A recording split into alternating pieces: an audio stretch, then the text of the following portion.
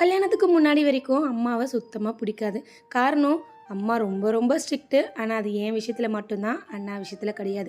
இங்கே ஏன் வந்து நிற்கிற, அங்கே ஏன் போகிற, ஃப்ரெண்ட்ஸ் யாரும் வீட்டுக்கு வரக்கூடாது, நீயும் எந்த ஃப்ரெண்ட்ஸ் வீட்டுக்கும் போகக்கூடாது, எங்கேயும் வெளியே போகக்கூடாது, 4:30க்கு காலேஜ் முடிஞ்சிச்சா 4:45 5 மணிக்கெலாம் வீட்டுக்கு வந்துடணும். கடைக்கு கூட அனுப்ப மாட்டாங்க. கேட்டால் அண்ணா கிட்ட சொல்லு, அப்பா கிட்ட சொல்லு, நாங்கள் வாங்கிட்டு வந்து கொடுக்குறோன்ட்டு.